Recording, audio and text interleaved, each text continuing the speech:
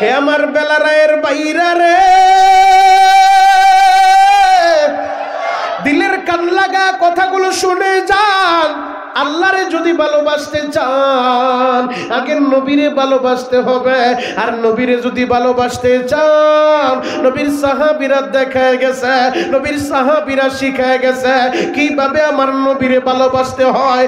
ইসলাম কাকে বলে, ইসলামের সৌন্দর্য কত, দিলের কানটা লাগা কথাগুলো শুনেন। জ্বলন্ত একটা প্রমাণ সাহাবীদের জীবনী থেকে আমি আপনাদের সামনে তুলে ধরব। চোখের পানি দেখতে চাই ইসলাম কাকে বলে দেখেন, নবীর মোহাব্বত কাকে বলে দেখেন। আল্লাহর নবীর সাহাবী বেদুইন পল্লীর যুবক ঘোড়ার উপরে সফর কইরা শত শত মাইল পাড়ি দিয়া মরুভূমির মাঝখান দিয়া সফর করতেছে। এবার ওই যুবক কাম দেয়ার বলে, আমিরুল মুমিনিন, এই মদিনায় আমি কাউরে চিনি না, আমি কার জামিন পাবো? আমি তো এই জায়গা থেকে পালায়া যাইতে পারতাম, আমি কেন পালায়া যাইনি জানেননি? আমি চাই দুনিয়া আমার বিচার হোক, মরার পরে আল্লাহর আদালত আমি খুনি হয়ে দাঁড়াইতে পারবো না। ওগো আমিরুল মুমিনিন, আমি এখন অনুমতি চাইতেছি, আমি ওই গ্রামের বাড়ি যাইয়া বিধর্মী ভাইদের আমানতের মাল তাদের কাছে দিয়ে আসবো। যদি না দিয়ে আসি তাদের দিলের ভিতরে ইসলাম সম্পর্কে, মুসলমান সম্পর্কে খারাপ ধারণা আসবে। তারা মনে করবে আমি তাদের টাকা পয়সা নিয়ে ভাইগা চলে গেছি। আমি যে এই জায়গায় আমি যে ফাঁসির আসামি হয়েছি তারা তো জানে না, আমার বাড়িতেও কেউ জানে না। আমিরুল মুমিনিন, এখন যদি আমি না যাই, ওই বিধর্মী ভাইদের আমানত যদি তাদের কাছে পৌঁছায় না দেয়, ইসলাম সম্পর্কে তারা খারাপ ধারণা করব। আমার একটু সুযোগ দেন। হযরত ওমর বলে, তুমি দেখো কাউরে জামিন পাওনি। এবার ওই যুবক সবার কাছে দাঁড়ায়, কেউ তো জামিন হইতে রাজি না। এবার যুবক কান্দের বলে, এই মদিনায় কি আমার কোনো ভাই নাই গো? আমার একটু জামিনদার হইবা, আমি বিধর্মীদের আমানত ফিরিয়ে দিয়া আমি সময় মতো চলে আসব। কেউ যখন দাঁড়ায় না, নবীর একজন আদরের সাহাবী আবু যর গিফারি লাব্বাইক বলে দাঁড়ায় গেছে। আবু যর গিফারি বলে, যুবক রে যাও, আমি তোমার জামিনদার হইলাম। এবার সবাই বলে, ও আবু যর, এই যুবকের তুমি চিনুনি? বলে, আমি তারে না চিনতে পারি। আমার নবী বলছে, আল মুসলিম আখুল মুসলিম, এক মুসলমান আর এক মুসলমানের ভাই। ও আমিরুল মুমিনিন, ময়দানে মাহশারে আমার নবী যদি বলে ফেলে আমার একজন উম্মত বিধর্মীদের আমানত ফিরিয়ে দিব, এই মদিনায় কি আমার কোনো উম্মত ছিল না? আমার কোনো সাহাবী ছিল না? এই যুবকের ভাই হইবা, আমরা কি জবাব দিব? এই জন্য আমি দাঁড়ায় গেলাম। ওমর বলে, আবু যর, যদি এই যুবক না আসে তোমার এই তো ফাঁসির কাস্টে ঝুলায় দিব। আবু যর গিফারি বলে, ঠিক আছে, আমি আমার ভাইয়ের জামিনদার হয়ে গেলাম। যাও ভাই, তুমি তাড়াতাড়ি চইলা যাও, তোমার গ্রামের বাড়িতে যাইয়া বিধর্মীদের আমানত তাদের কাছে পৌঁছে দিয়া সময় মতো চইলা আসবা। যুবক একবার রওনা দিছে, প্রায় 300 কিলোমিটার রাস্তা। বাড়িতে যায় বিধর্মীদের আমানত গুলা তাদের সবার কাছে বুঝাইয়া দিয়া এবার বিবি রে বলে, বিবি রে আমার বিদায় দিয়া দে রে বিবি, কিছুদিন আগে বিদায় নিয়েছিলাম, ব্যবসা করতে যাব। বিবি রে আমি ফাঁসির আসামি রে বিবি, আমি এখন গেলে আমারে ফাঁসির রশিদে ঝুলাইয়া দিব। বিবি রে আমারে বিদায় দিয়া দে, এই দুনিয়াতে আর দেখা হবে না, দেখা হবে হাসরের ময়দানে। বিবি রে আমারে বিদায় দিয়া দে। বিবি কান্দে, স্বামী গো আপনি কি কথা বললেন? ও বিবি দেরি করিস না, আমারে বিদায় দিয়া দে। সবার কাছে বিদায় নাই, মার কাছে যায় বলে, মা গো জীবনে কতবার বিদায় দিছ, কখনো ব্যবসায় গেছি, কখনো বিভিন্ন কাজে বের হইছি, আবার তোমার ছেলে তোমার বুকে ফিরাইছে। ও মা আজকে এমন বিদায় দিবা রে মা, জীবনে আর তোমার জাদু তোমার বুকে ফিরাইব না, জীবনে আর তোমার ছেলে তোমার ঘরে আসবো না রে মা, আমারে বিদায় দিয়া দাও রে মা। আমি যদি সময় মতো না যাইতে পারি ফাঁসির কাস্টে ঝুলাইয়া দিব। কারণ ওমরের বিচার খুব কড়া, ওমর বিচারের ব্যাপারে কারোর সাথে খাতির করে না। ও মা, আমি সময় মতো না যেতে পারলে আমার নিরপরাধ ভাই আবু যর গিফারির ফাঁসি হয়ে যাইব। মা, আমারে বিদায় দিয়া দাও। সন্তানগুলার কাছ থেকেও বিদায় নাই, সন্তানগুলোও কান্নাকাটি করে, আহারে বাবারে বিদায় দিবে। এই দিক দিয়ে এক সপ্তাহ পার হইয়া শুক্রবার চলে আসছে, জুমার দিন চলে আসছে। ওই বিদয়ন পল্লীর যুবকের তো খবর নাই, যুবক তো এখনো মদিনায় আসে না। পুরা মদিনার ভিতরে শোকের ছায়া নাইমা গেছে। আবু যর গিফারি এমন এক যুবকের জামিন হইছে, ওই যুবক যদি জুমার নামাজের আগে না আসে, জুমার নামাজের পর আবু যর গিফারি যে কোনো অপরাধ করে নাই, নিরপরাধ সাহাবী আবু যর গিফারির ফাঁসি হয়ে যাইব। জুমার আজান হয়ে গেছে, সবাই মসজিদে ঢুকে, আর সবার মনটা বেজার। আবু যর গিফারি তো কোনো অপরাধ করে নাই, নিরপরাধ, বিনা দোষে আজকে আবু যর গিফারি ফাঁসির কাস্টে ঝুলবো। জুমে দইন পল্লীর যুবক তো ফিরে আসে নাই। জুমার নামাজ যখন শেষ হয়ে গেছে বাবা, এখনো যুবকের খবর নাই। পুরা সাহাবীদের, নবী সাহাবীদের চোখ দিয়া পানি ঝরে। হযরত ওমরের কাছে যায় বলে, ওমর, বিচারটাকে একটু শিথিল করা যায় না? ওমর চোখ রাগানি দিয়া বলে, তোমরা কারে বিচার শিথিল করতে বলো? ওমর তো বিচার শিথিল করার লোক না। ওমরের বিচার, যে ওমর ইনসাফের ব্যাপারে হক এবং বাতিলের পার্থক্যকারী।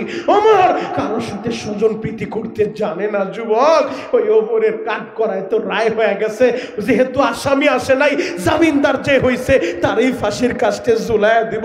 মঞ্চের ভিতরে নবীর সাহাবী আবু যর গিফারিরে উঠায়া দিছে রে ভাই। ও বেলা রায়ের বাইরে রে, নিরপরাধ, কোন দোষ তো আবু যর গিফারি করে নাই। নিরপরাধ নবীর সাহাবী, নবীর আদর্শ যিনি আদর্শবান, ওই আবু যর গিফারিরে ফাঁসির মঞ্চে উঠায়া দিছে। কিছুক্ষণ পর গলার ভিতরে রশিটা লাগায় দিব।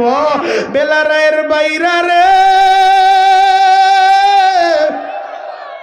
সবাই শুধু কান্দে আর বুঝাইতে চায় আমিরুল মুমিনিন, বিচারটাকে একটু হালকা করা যায় না?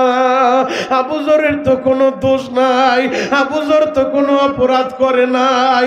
ওমর তার বিচারের ব্যাপারে অটল। ফাঁসির মঞ্চে যখন আবু যর গিফারিরে উঠায়া দিছে, সবাই কান্দে। এমন বিচার হতে চলছে, নিরপরাধ সাহাবী আবু যরের গলায় ফাঁসির রশিটা লাইগা যাইব। জল্লাদ নিজেও কান্দে, আহারে জীবনে কত আসামিরে ফাঁসির রশিতে ঝুলাইলাম, জল্লাদ তো কাঁদে না। আজকে এমন একজনের গলায় ফাঁসির রশিটা লাগায় দিব যে কোনো অপরাধ করে নাই, নিরপরাধ একজন মানুষের গলায় আজকে ফাঁসির রশি লাগাইব। জল্লাদ নিজেও কান্দে। ফাঁসির রশিটা যখন গলার ভিতরে ঢুকাইব বাবা, হঠাৎ করে একটা যুবক চিৎকার মাইরা বলা, আমিরুল মুমিনিন, একটু পরে ফাঁসির রশি লাগান গো। ওই যে তাকায় দেখেন, মরুভূমির মাঝখান দিয়া দুলা উড়াইয়া কে যেন মদিনায় আসতাছে, মদিনায় আসতাছে। ও আমিরুল মুমিনিন, একটু অপেক্ষা করেন। ওই যে তাকায় দেখেন, মরুভূমির মাঝখান দিয়া গোড়া দাবড়াইয়া দুলা উড়াইয়া কে যেন মদিনায় ঢুকতাছে। এবার তাকায় দেখে ওই যুবক পাগলের মতো গোড়া দাবড়াইয়া 350 কিলোমিটার রাস্তা পাড়ি দিয়া ফাঁসির রশি গলায় লাগানোর লাইগা যুবক তো সুইট আসছে।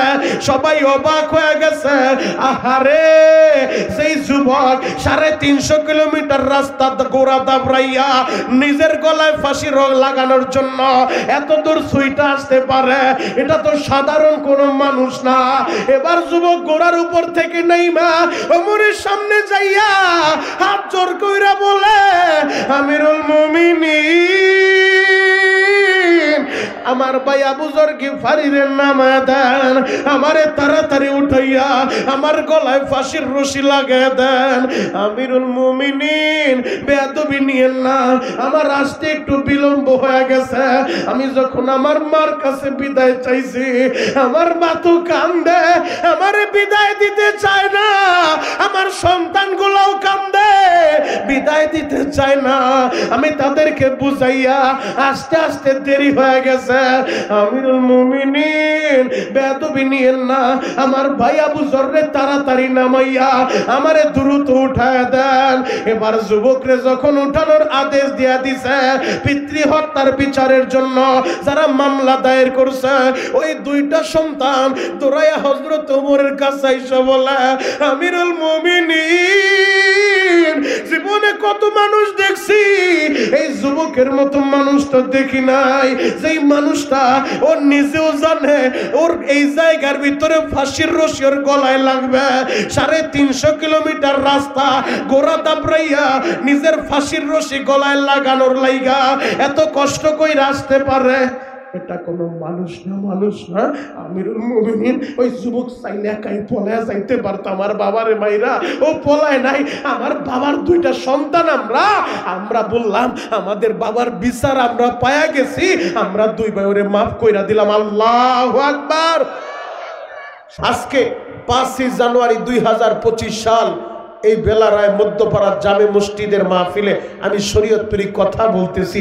সভাপতি সহ সভাপতি বসে আছে, ওলামায়ে কেরাম বসে আছে, আপনারা বসে আছেন। এমনও হতে পারে আজকের এই মজলিস, আজকের এই বসা আমাদের কার যেন জীবনের শেষ বসা। কথা বলেন ঠিক কি? হতে পারে কি পারে না? আরো জোরে বলেন।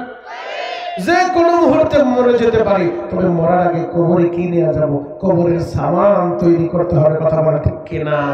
হে যুবক ভাইরা, হাজী সাহেব, বাবাজিরা, ডানে বামে নজর নাই, এক নজরে তাকায় থাকেন গো বাবা।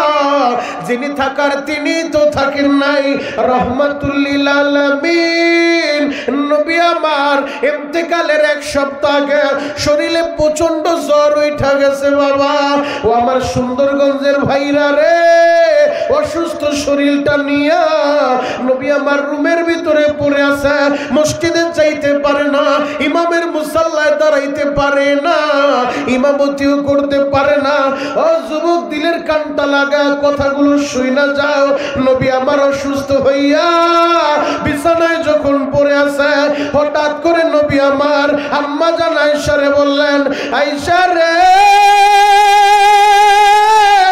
আল্লাহু আকবার, আমার একটু ধরো, জানালার কাছে নিয়া। আয়েশা, জানালার পর্দাটা একটু সরায় দাও, আমি একটু দেখতে চাই আমার সাহাবীরা যে নামাজে দাঁড়াইছে রে। আয়েশা, নামাজের দৃশ্যটা একটু আমি দেখতে চাই। যুবক রে, আজকে কেমনে তুমি নামাজ ছাইরা দাও? পবিত্র কোরআনে 1 বার 2 বার না ভাই, 82 বার 82 জায়গায় আমার আল্লাহ নামাজ কায়েমের কথা বললেন। আকিমুস সালাহ, বান্দা নামাজ প্রতিষ্ঠা করো, নামাজ কায়েম করো। কেমনে নামাজটা ছাইরা দাও?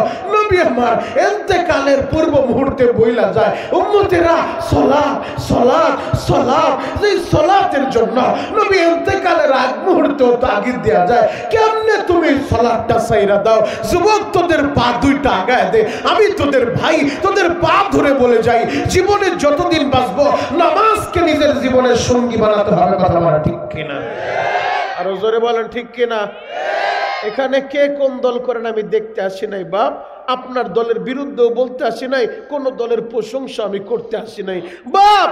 আপনি মুসলমান, আমি মুসলমান, আমার বড় পরিচয় আমি অমুক দলের নেতা, অমুক দলের কর্মী, এগুলা কোনো পরিচয় না। আপনি দাওয়াত ও তাবলীগের সাথী অথবা আপনি ইসলামী আন্দোলনের একজন নেতা, এগুলো আপনার পরিচয় না। আরে পরিচয় তো আমাদের একটাই, আমরা এক আল্লাহর বান্দার, এক নবীর উম্মত। কথা বলা ঠিক, এটাই বড় পরিচয়। আপনি জামাত ইসলাম, আপনি বিএনপি, আপনি আওয়ামী লীগ, আপনি জাসদ বাসদ খেলাফত, অন্য কোন দল, এটা আপনার পরিচয় না। পরিচয় একটাই হবে, আমরা এক আল্লাহর বান্দা, এক নবীর উম্মত। আমাদের আল্লাহ এক, আমাদের নবী এক, আমাদের কোরআন এক, আমাদের কাবা এক। দলাদলি সব ভুলে হাতে হাত রেখে ঐক্যবদ্ধভাবে কোরআনের পক্ষে যদি তোমরা দাঁড়াইতে পারো, যুবক, আজকের যে যুবকেরা জান্নাতের মেলা মিলাইছো, সুবিশাল তাফসীরের মেলা মিলাইছো, এই যুবকগুলা যদি কোরআনের পক্ষে দাঁড়ায় যায়, ইসলামের পক্ষে দাঁড়ায় যায়, নবীর পক্ষে দাঁড়ায় যায়, এমন কোন ডিক্টাচার, স্বৈরাচার, এমন কোন জালিম জন্ম নেয় নাই আমার নবীর বিরুদ্ধে কথা বলে ও পার পাইতে পারবে। কথা বলেন ঠিক কিনা? দল তোমার দলের জায়গায়, আমার নবী আমার কলিজার চাইতেও দামি। কথা বলেন ঠিক কিনা? আমরা কলিজার চাইতে নবীর বেশি ভালোবাসি। কথা বলেন ঠিক কিনা? যুবক পায়ে হাত রেখা বলে যাই, আমি মনিরুল ইসলাম শরীয়তপুরী প্রতিদিন তোমাদের এলাকায় আসবে না, আমি প্রতিদিন তোমাদের এখানে আসবো না, তবে 3.5 হাত বডির ভিতরে যতদিন পর্যন্ত আমার প্রাণ পাখি থাকবে, হকের পক্ষে, ইসলামের পক্ষে আমার এই কণ্ঠের আওয়াজ উঠবে। কথা বলেন ঠিক কিনা? আল্লাহু আকবার বলেন তো, আরো জোরে বলতে হবে আল্লাহু আকবার। তাহলে নামাজের দরকার আছে না নাই? আরো জোরে বলেন আছে না নাই? এ আমার ভেলারায়ের বাইরা রে, রহমাতুল লিল আলামিন নবী আমার অসুস্থ হইয়া বিছানায় পড়ে গেছে। 1 সপ্তাহ যাবত প্রচন্ড জ্বর, ইমামের মুসাল্লায় দাঁড়াইতে পারে না, ইমামতি করতে পারে না। আম্মা জান আয়েশা রে বললেন, আয়েশা রে আমার একটু ধরিয়া, আমার একটু বসাইয়া ওই জানালার কাছে নিয়ে যাও, জানালার পর্দাটা একটু সরায় দাও, আমি আমার সাহাবীদের নামাজের দৃশ্য দেখতে চাই। এই যে ডাক্তার সাহেব উমরায় গেছে, তিনি তো মদিনা দেখা আসছে, তার কাছে জিজ্ঞেস কইরা দেখো আমার নবীর রওজা যেটা, এইটাই ছিল আমার নবীর কামরা। আম্মা জান আয়েশার রুম মসজিদের নববীর সাথে। বাবা আম্মা জান আয়েশা আমার নবীর ধইরা জানালার সাথে বসাইয়া জানালার পর্দাটা যখন সরায় দিছে, নবী আমার নজর করে দেখলেন হযরত আবু বকর ইমামের মুসাল্লায় দাঁড়ায় গেছে। আল্লাহু আকবার। হযরত আবু বকর ইমামতি করে, হযরত আবু বকরের পিছনে সব সাহাবীরা সারিবদ্ধ হয়ে, মুক্তাদি হয়ে, কাতার সোজা কইরা নামাজ আদায় করতেছে। এই দৃশ্যটা না দেখা আমার নবীর চোখ দিয়ে অজরে পানিগুলা ঝরতাছে। আব্বা জান আয়েশা বললেন, নবী গো আমার বাবা আপনার জায়গায় দাঁড়া ইমামতি করে, আপনি মনে হয় কষ্ট পাইছেন। আমার নবী বলেন, না রে আয়েশা না, সব কান্না কষ্টের কান্না না রে আয়েশা, কিছু কান্না আছে আনন্দের কান্না। কথা বলেন ঠিক কিনা? আয়েশা রে এই নামাজের লাগি আমি তাইফে মার খাইছিলাম রে আয়েশা, এই নামাজের দাওয়াত দিতে যায় তাইফের যুবকগুলা আমার একই দিনের ভিতরে 3 বার বেহুশ করছে।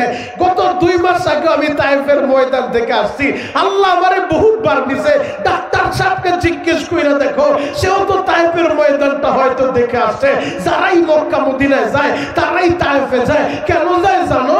তাইফ তো হজের কোনো অংশ না, উমরার কোনো অংশ না। কেন যায় ওই ময়দানে? ওই ময়দানে এই জন্যই যায়, ওই ময়দানে আমার নবীর রক্ত ঝরছে, ওই ময়দানে আমার নবীর স্মৃতি বিজড়িত অনেক জায়গাগুলো আছে রে ভাই। সুন্দরগঞ্জের বাইরা রে রহমাতুল লিল আলামিন নবী আমার তাইফের ময়দানে গেলেন এই নামাজের দাওয়াত দেওয়ার লাইগা, এই কোরআনের দাওয়াত দেওয়ার লাইগা। তাইফের নিষ্ঠুর যুবকেরা আমার নবীরে এমন ভাবে পাথরগুলা মারছে গো বাবা, পাগল বইলা বইলা আমার নবীরে পাথরগুলা মারে। রহমাতুল লিল আলামিন নবী আমার রক্ত ঝরতে ঝরতে একবার বেহুশ হইয়া তাইফের ময়দানে পইরা রইছে। আবার ওই অবস্থায় বেঈমানগুলা আমার নবীরে দাঁড় করাইয়া আবার পাথরগুলা মারছে। ও আশিক রাসূল বাবাজিরা এখন বৈশা বৈশা কানবা, ওই নবীর কথাটা শুই না, আমার নবীর কষ্টের কথা শুই না, তোমার দিলটারে জ্বালাইয়া পুরাইয়া চোখের গরম পানি ছাইরা আমার মাওলারে বুঝা বলবা, মালিক রে মরার আগে একবার তোমার নবীর রওজাটা তুমি আমারে দেখাও। নবী আমার একবার বেহুশ হয়ে পড়ে আছে, আমার নবীজিরে মারতে মারতে আবার দাঁড় করে যখন মারে। ওই সফরে নবীর সাথে যায়েদ ইবনে হারেসা ছিল, যায়েদ ইবনে হারিসা বলে দুনিয়ার মানুষ রে, আমি যখন নবীর শরীর থেকে আঙ্গুল দিয়া কোসায় কোসায় পাথরগুলো বের করি, এক একটা পাথর যখন আঙ্গুলি দিয়া বের করি, বৃষ্টির মতো ফিনকে দিয়া রক্তগুলা ঝরতেছিল। আমাদের শরীয়তপুরের ভাষায় বলে গুলাইন, বাচ্চাগুলা যে পাখি শিকার করে, পাথর দিয়া পাখি শিকার করে, আপনাদের দেশে কি বলে আমার জানা নাই। ওই গুলাইনের ভিতরে পাথরগুলা বইরা বইরা আমার নবীর দিকে বাড়ে। এক একটা পাথর নবীর শরীরে পড়ার সাথে সাথে জামাটা সিরিয়া একেবারে চামড়াটা ছিদ্র হয়ে গোস্তের ভিতরে ঢুকে যায়। বাবা চালনির মতো জাজরা বানায় ফেলছে আমার নবীর শরীরটা। নবী আমার বেহুশ হয়ে পড়ে আছে। যায়েদ ইবনে হারিসা তায়েফের বাড়ি বাড়ি যায় তায়েফের মহিলাদেরকে বললেন, ও তায়েফের মহিলারা, তোমরা এক গ্লাস পানি দিবানি? আমার বাবা মুহাম্মদ 3 দিন যাবত কোনো খাবার খায় না, আমার বাবার এক গ্লাস পানি দিবানি? ওই তায়েফের নিষ্ঠুর মহিলারা এক গ্লাস পানিও দেয় নাই বাবা। এই অবস্থায় রক্ত ঝরতে ঝরতে নবী বেহুশ হয়ে পড়ে রইছে।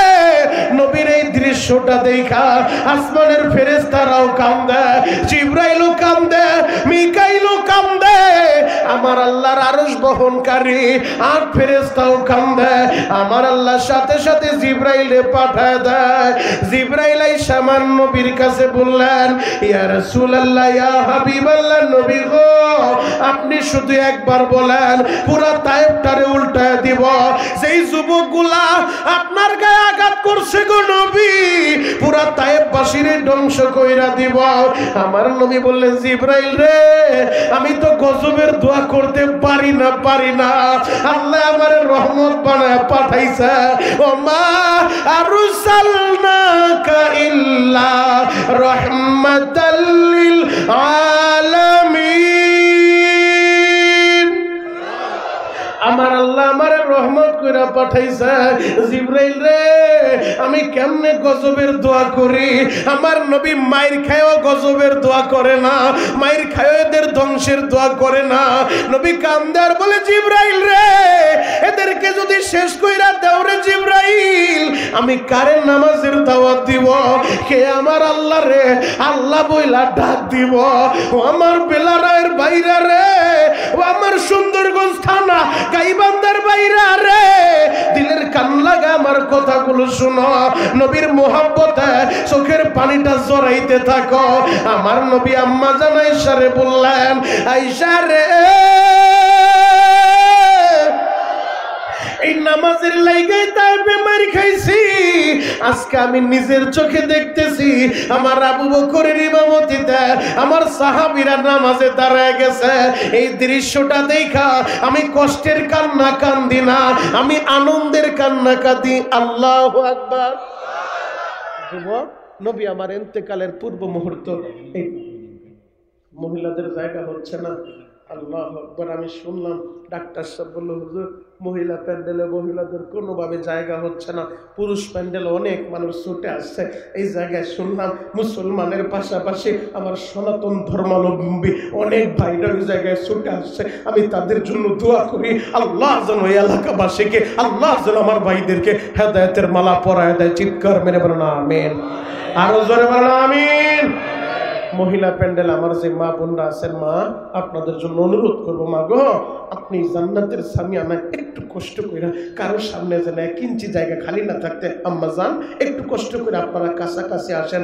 যে যতটুকু সামনের দিকে আগাবেন, আল্লাহ যেন জান্নাতের ভিতরে আপনাদের জায়গাটা এত লক্ষ গুণ বড় করে দেয়। নিজের জান্নাতের জায়গা বড় বানানোর নিয়ত করে হিম্মত করে একটু চাপেন আম্মা জান। আরেক বোনকে আরেক মাকে বসার জায়গা করে দেন। পর্যাপ্ত পরিমাণে মহিলা প্যান্ডেলে জায়গা দিতে পারতেছে না। আল্লাহ আমার মা বোনদেরকে আপনি আবেদা সালেহা হিসেবে কবুল করেন। আম্মা জান আয়েশা খাদিজার সাথে জান্নাতের মেহমান বানায় দিবেন। চিৎকার মেরে বলেন আমিন। আরো জোরে বলতে হবে আমিন। আপনাদের খারাপ লাগতেছে? শেষ করে দিব? চলবে চলবে চলবে? আল্লাহু আকবার বলেন তো। আরো জোরে বলেন আল্লাহু আকবার। হে যুবক ভাইরা, হাজী সাহেব বাবাজিরা টানে বামে নজর নাই, এক নজরে তাকায় থাকেন গো বাবা। রহমাতুল লিল আলামিন নবী আমার ইন্তেকালের 1 সপ্তাহ আগে অসুস্থ। ইন্তেকালের পূর্ব মুহূর্তে নবী আমার আম্মা জান আয়েশারে বললেন, আয়েশা একটা পাত্রের ভিতরে পানি দাও। নবী আমার এই হাত দুইটা পাত্রের ভিতরে পানির ভিতরে চুবায়, আবার ভিজা হাত দুইটা ওঠা চেহারার ভিতরে মাসে করে, আবার হাত দুইটা পাত্রের ভিতরে ভিজায় রাখে, আবার এই ভিজা হাত নিজের চেহারায় মাসে করে, আর বলে, আয়েশা রে সাকরাতুল মাউত তো বড় কঠিন রে আয়েশা। যুবক, ইন্তেকালের পূর্ব মুহূর্তে নবী আমার দুনিয়া থেকে বিদায় নিয়ে চলে যাইব, যার উপরে মশা মাছি বসা হারাম, ওই নবীও থাকতে পারে নাই, যারে গোটা জগতের রহমত আমার আল্লাহ বানাইলেন। আমার আল্লাহর রুবুবিয়াতের এরিয়া যত দূর, আমার নবী রহমতুল্লিল আলামিন তত দূর। আমার আল্লাহ যেমন এই জমিনের আল্লাহ, আমার নবী এই জমিনের নবী। আমার নবী আমার আল্লাহ যেমন পশু পাখির আল্লাহ, আমার নবী পশু পাখির নবী। আমার আল্লাহ যেমন আসমানবাসীদের আল্লাহ, আমার নবী আসমানবাসীদের নবী। আমার আল্লাহ রুবুবিয়াত যত দূর, আমার নবী রহমাতুল্লিল আলামিন। আল্লাহ হলেন রব্বুল আলামিন। আলহামদুলিল্লাহি রব্বুল আলামিন। আমার আল্লাহ হলেন রব্বুল আলামিন, আমার নবী হলেন রহমাতুল্লিল আলামিন। ও যুবক ভাইরা, ওই রহমতের নবী ইন্তেকালের পূর্ব মুহূর্তে বললেন, আয়েশা সাকরাতুল মাউত তো বড় কঠিন রে আয়েশা। হঠাৎ করে নবীর দরজার ভিতরে বাবা মালাকুল মউত আজরাইল দাঁড়ায় গেছে। নবীর মাথার কাছে তার কলিজার টুকরা ফাতেমা বসা, আম্মা জান আয়েশা বসা। হঠাৎ করে দরজায় তো মালাকুল মউত আজরাইল হাজির হয়ে গেছে। আমার নবী বললেন, ফাতেমা রে দেখো তো বা দরজার সামনে কে দাঁড়ানো, দরজাটা খুইলা দাও। ঘরের দরজা যখন খুলছে, আমার নবী যে বলছে দরজার সামনে কে দাঁড়ানো, মা ফাতেমা তো মালাকুল মউত আজরাইল দেখার কথা না, তিনি তো এই চোখে দেখার কথা না, কিন্তু আমার নবী যে বলছে দরজার সামনে কে দাঁড়ানো, নবীর সম্মানার্থে আমার আল্লাহ মালাকুল মউত আজরাইল রে মানুষের সুরত ধরায় দিছে। আল্লাহু আকবার। ফাতেমা ঘরের দরজাটা খুইলা ধরে আবার আব্বাজানের কাছে আসা, আব্বাজান ঘরের দরজার সামনে যে দাঁড়ানো তার তো চিনি না, তার চেহারাটা আমাদের এদিকের মনে হয় না বাবা, ওই লোকটাকে তো চিনি না, কিন্তু ঘরে ঢোকার পারমিশন চায়। নবীজি বললেন, ফাতেমা ঘরে ঢোকার পারমিশন দিয়ে দাও। সে যে গেটের সামনে যে দাঁড়ায় আছে রে মা, এটা দুনিয়ার কোনো সাধারণ মানুষ না, মানুষ না। সে যে ঘরের দরজার সামনে দাঁড়ায় যায়, তার দুনিয়ার স্বাদ ওই জায়গায় শেষ হয়ে যায় রে মা, ওইটা মালাকুল মউত আজরাইল। এই কথাটা যখন বলছে, ফাতেমা তো তার বাবার জন্য এতটা পাগল, প্রতিটা মেয়ে তার বাবারে বেশি ভালোবাসে। এই কথাটা শুনে ফাতেমা কান্দে আর বলে, বাবা গো আমি বুঝে ফেলছি গো বাবা, একটা সপ্তাহ হইলো তুমি অসুস্থ, মসজিদে যাইতে পারো না, ইমামতি করতে পারো না, ইমামের মুসাল্লায় দাঁড়াইতে পারো না, আবার দরজার সামনে মালাকুল মউত দাঁড়ানো। আমার বুঝতে বাকি নাই গো বাবা, মনে হয় তোমার নিয়ে যাইব বাবা গো। আমি অনুমতি দিতে পারবো না, আমি তার অনুমতি দিব না রে বাবা। ও বাবা আমি বুঝে ফেলছি তোমারে মনে হয় নিয়ে যাইব গো বাবা। আমার নবী বললেন, ফাতেমা রে তুমি যদি অনুমতি নাও দাও রে মা, সে কিন্তু ঘরে ঢুকতে পারবে। আমার আল্লাহ তার এই পাওয়ার দিয়া দিছে, কারো ঘরে ঢুকার লাইগা তার অনুমতি লাগে না। এটা তোমার বাবার সম্মান রে মা, তোমার বাবার সম্মানে শুধু অনুমতি চাইছে, আর কারো কাছে সে অনুমতি চায় না। যে কোনো মুহূর্তে যে কারো সামনে আল্লাহ তারে সেই পাওয়ার দিয়া দিছে, সে চলে যেতে পারে। মা তারে তুমি অনুমতি দিয়া দাও। এবার যখন অনুমতি দিছে, ঘরের ভিতরে ঢুকার সাথে সাথে আমার নবীরে সালাম দিয়ে বললেন, নবী গো আমি মালাকুল মউত হাজির হয়ে গেছি। আমার নবী বললেন, মালাকুল মউত একটু অপেক্ষা করো, আমি আমার ভাই জিব্রাইলের সাথে কথা বলি। এবার জিব্রাইল আইসা সালাম দিয়া বলে, নবীজি আমার আল্লাহ বলছে আপনি অনুমতি দিলে মালাকুল মউত কাজ শুরু করবে, আর আপনি যদি অনুমতি না দেন গো নবী, মালাকুল মউত চইলা যাবে, এটা আপনার সম্মান গো নবী। আমার নবী বললেন, জিব্রাইল রে যদি আমি তারে অনুমতি না দেই, চলে যাবে, এরপরে কি হবে? বলে এরপরেও আপনাকে মরতে হবে। ইন্নাকা মাইয়িতুন ওয়া ইন্নাহুম মাইয়িতুন। নবীজি আপনি মরবেন, তারাও মরবে, কেউ থাকতে পারবে না, পারবে না। এই পৃথিবীর কেউ বাঁচবে না, আসমানের কেউ বাঁচবে না, জমিনের কেউ বাঁচবে না। একজন মাত্র বাকি থাকবেন, তিনি কে? গলা সাইরা দিয়া বলতে হবে, তিনি কে? কুল্লু মান আলাইহা ফান।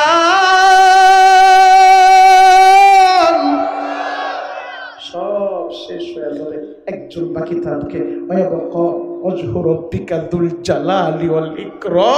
সব শেষ হয়ে যাবে, একজনই মাত্র বাকি থাকবেন, তিনি হলেন আমার আল্লাহ। জিবরাইল বলেন, নবীজি আপনিও শেষ হবে, তারাও শেষ হবে, কেউ থাকবে না। যেই মালাকুল মউত আজরাইল জান বের করে, ওই মালাকুল মউত আজরাইলও শেষ হয়ে যাবে, জিবরাইলও শেষ হবে, মিকাইলও শেষ হবে, ইসরাফিলও শেষ হবে। তামাম দুনিয়ার সমস্ত মানুষ, সমস্ত ফেরেশতা, সমস্ত জিন সবাই শেষ হয়ে যাবে, একজন বাকি থাকবেন, তিনি মাত্র আল্লাহ। আমার নবী বলে, জিবরাইল রে, মরতে যেহেতু হবে, তাহলে অনুমতি দাও। এই কথাটা বইলা নবী আমার চোখের পানি ঝরায় শুধু কান্না করে। জিবরাইল বলে, নবীজি আপনি কাঁদেন কেন? মনে হয় আপনার মেয়ে ফাতেমার জন্য কাঁদতেছেন। নবী কাঁদবেন না, আল্লাহ তো জানায় দিয়েছে আপনার ফাতেমা জান্নাতের নারীদের সভানেত্রী হবে। আমার নবী বলে, জিবরাইল না না না, আমার ফাতেমার লাইগা আমি কাঁদি না। জিবরাইল বললেন, নবী গো, তাহলে বুঝতে পারছি আপনার কলিজার টুকরা হাসান হুসাইন, তাদের লাইগা মনে হয় কাঁদেন। আল্লাহ তো জানায় দিছে আপনার মাধ্যমে, আল হাসান ওয়াল হুসাইন সাইয়্যিদা শাবাবি আহলিল জান্নাহ। আপনার হাসান আর হুসাইন জান্নাতের যুবকদের নেতা, আপনি কাঁদবেন না নবী।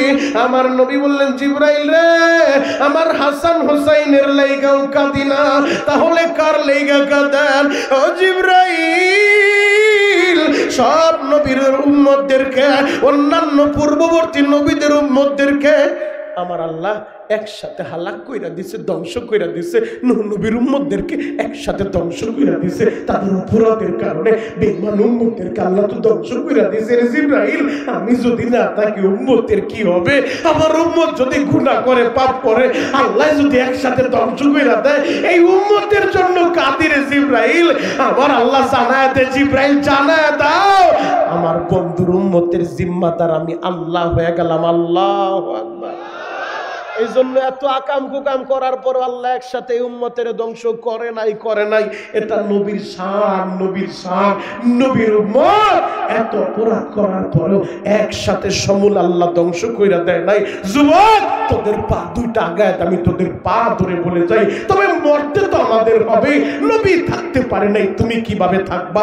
নবী যেহেতু অনুমতি দিছে, মালাকুল মউত আজরাইল জান কবজের কাজ করতেছে, ওই অবস্থায় নবীজি বলে, সালাত সালাত সালাত, নামাজের তাগিদ দেয়। আউয়ালু মা ইউহাসাবু বিহিল আবদু ইয়াউমাল কিয়ামাতিস সালাহ। ময়দানে মাহশারে প্রথমেই নামাজের হিসাব হবে। তাহলে আজকের এই মাহফিল থেকে আমরা অঙ্গীকার নিয়ে বাড়িতে যেতে চাই, যতদিন বাঁচবো নামাজকে নিজের জীবনের সঙ্গী বানাতে হবে, ইনশাআল্লাহ।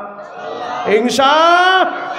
নামাজ ছাড়া অন্য কোন পাপ, অন্য কোন মত শান্তি আসতে পারে না। আর সব সমস্যার সমাধান দিতে পারে আল কোরআন। কথা বলে ঠিক কিনা? সব সমস্যার সমাধান দিতে পারে, মুখস্থ করেন, সব সমস্যার সমাধান দিতে পারে আল কোরআন। কোরআনের পক্ষে থাকতে হবে। কোরআনের পক্ষে থাকার দরকার আছে না নাই? আরো জোরে বলেন, আছে না নাই? কে কোন দল করেন আমি দেখতে চাই না। আমি দলের দালালি করতে আসি নাই। আমি শরীয়তপুরি টেকনাফ থেকে তেতুলিয়ায় সারা বাংলাদেশে একটা মেসেজ দেই, দল আপনার দলের জায়গায়, তবে আমরা মুসলমান হিসেবে কোরআন নিয়ে বাঁচতে চাই, কোরআন নিয়ে মরতে চাই।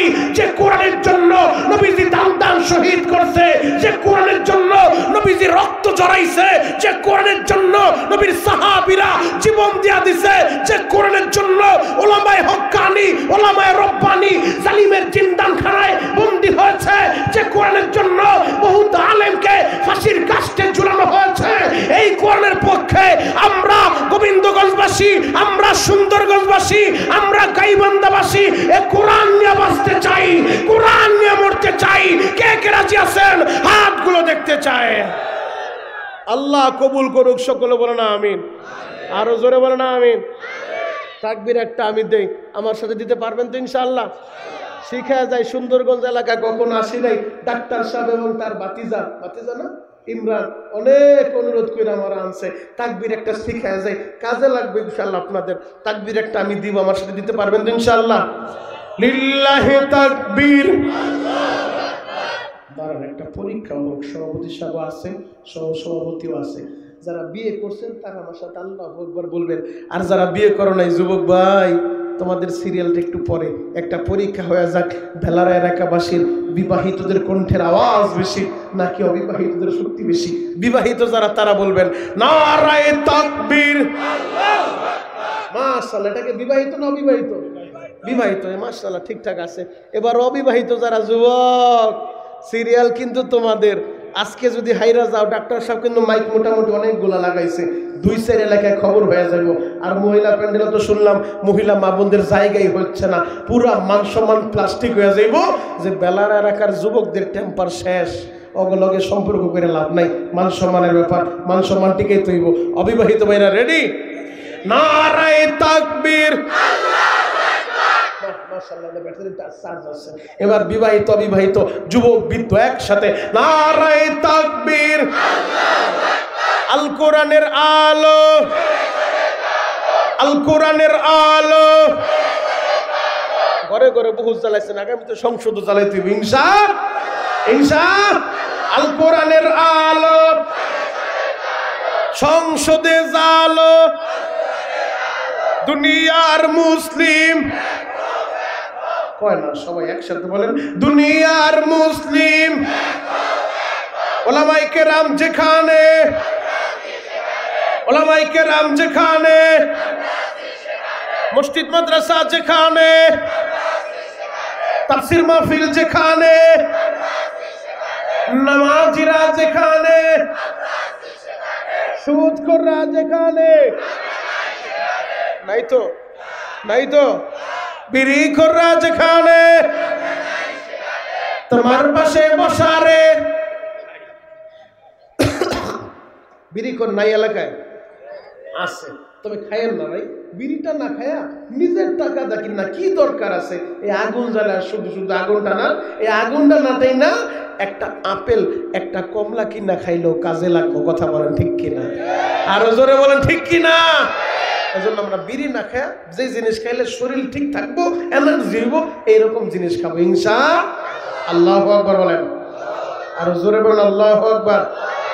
খারাপ লাগতেছে বাবা, শেষ করে দেই, আসেন দোয়া করে দে আল্লাহুম্মা আমিন। আরে হ, আরে হ, আরে হ। চলবে চলবে চলবে। কতক্ষণ? সারা রাত, সারা রাত। মাইকেলারা বলে সারা রাত, আপনারাও সারা রাত, সারা রাত। সবাই থাকবেন, সবাই থাকবেন। আল্লাহকে হাত উঠে দেখেন কে কে ভাগবেন। এইটাই ঠিক। আপনারাও সারা রাত থাকবেন না, আমিও সারা রাত করবো না, তবে জোশের সাথে উশও ঠিক রাখতে হবে ইনশাআল্লাহ। আল্লাহু আকবার বলেন। মাত্র একটা আয়াতে কারিমা আপনাদের সামনে আমি তেলাওয়াত করছি। এই এক আয়াতকে সামনে নিয়ে কিছু সময় আলোচনা করব। যুবক, দিলের কানটা লাগা আমার কথাগুলো শুনে যাও। দুনিয়ায় তুমিও থাকবে না, আমিও থাকবো না। পবিত্র কোরআনের 3 নম্বর পারার 13 নম্বর পৃষ্ঠা সূরাতুল আল ইমরানের 31 নম্বর আয়াতটা আমি আপনাদের সামনে তেলাওয়াত করছি। এবার তেলাওয়াত করব। আল্লাহু আকবার বলে আল্লাহরে খুশি করতে পারবেন তো ইনশাআল্লাহ? قل إن كنتم تحبون الله।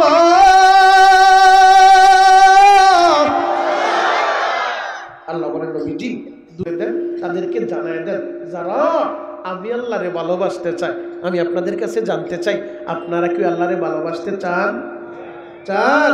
তাহলে ডাক দেন তো ইয়া আল্লাহ। ভাই আওয়াজটা একটু ক্লিয়ার করো, একটু ক্লিয়ার করো, হয়তো খুব কমায় দিলেই আওয়াজ ঠিক আছে না? একটু ক্লিয়ার করো। যারা আল্লাহরে ভালোবাসতে চায়, আল্লাহ বলে নবীজি আমারে যারা ভালোবাসতে চায় ফাত্তাবিউনি ইউহিব্বুকুমুল্লাহ, আগে যেন আপনার ইত্তেবা করে, আপনার অনুসরণ করে, আপনারে ভালোবাসে। তার মানে বোঝা যায় আল্লাহরে ভালোবাসতে চাইলে আগে নবীরে ভালোবাসতে হবে। নবীরে ভালোবাসতে চাইলে মান হাব্বা সুন্নতি ফাকাদ হাব্বানি, আগে নবীর সুন্নাত পালন করতে হবে। কথা বলেন ঠিক কিনা?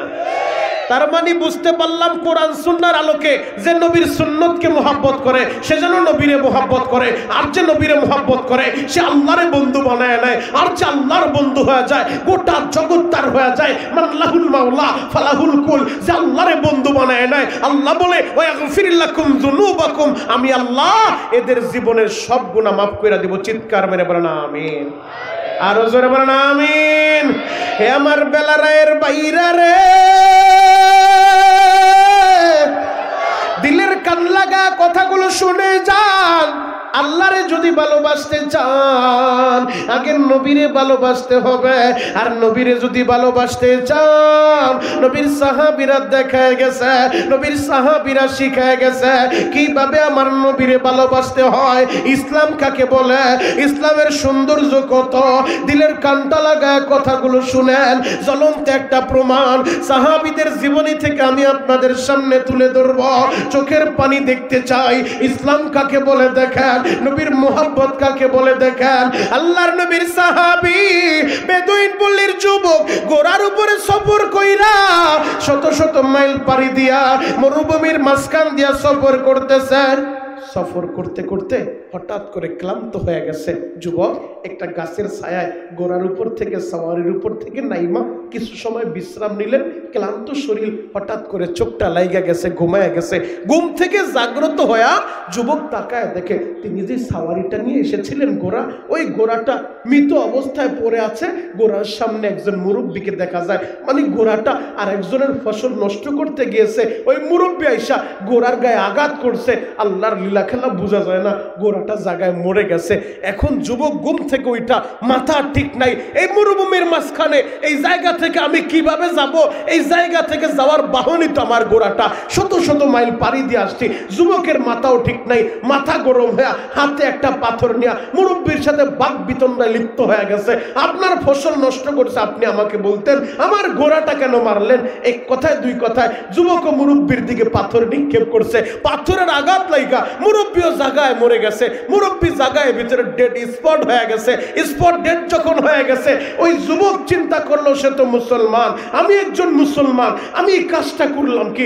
আমি তো মুরব্বীকে মারতে চাই নাই, মাথায় রাগ উঠছে, রাগের মাথায় একটা পাথর নিক্ষেপ করছি। সে যে মারা যাবে আমি বুঝতে পারি নাই। মুসলমান কাকে বলে, ইসলাম কাকে বলে, ইসলামের নবীর শিক্ষা কি? যুবক চিন্তা করলো আমার দ্বারা যেহেতু এই মুরব্বী দুনিয়া থেকে বিদায় নিছে, আমার বিচার হওয়া দরকার। আমি কাজটা ভালো করি নাই, একটা মানুষ আমি মেরে ফেললাম, আমারও তো বিচার হওয়া দরকার। যদি আমার দুনিয়ায় বিচার না হয়, ময়দানে মাশারে আল্লাহর আদালতে আমাকে আসামি হয়ে দাঁড়াইতে হবে। ওই পরকালের বিচারের ভয়ে যুবক দুনিয়ায় মৃত ব্যক্তির সামনে দাঁড়ায় রয়েছে যে দুনিয়াতেই হযরত ওমরের জামানায় ওমরের পার্লামেন্টে আমার বিচার হওয়া চাই। আমি দুনিয়া থেকে বিচার হয়ে পবিত্র হয়ে কবরে যাইতে চাই। মরার পরে আল্লাহর সামনে বিচারের কাঠগড় আমি দাঁড়াইতে পারবো না। আল্লাহু আকবার।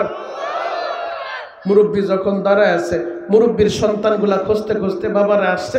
বিকালবেলা আইসা দেখে বাপ লাশ হয়ে পইরা রয়েছে। লাশের সামনে একজন যুবক, বেদুইন পল্লীর যুবক, তারে কেউ চিনে না। এবার যুবকরে দেখা বলে আমার বাবার এই অবস্থা কেন?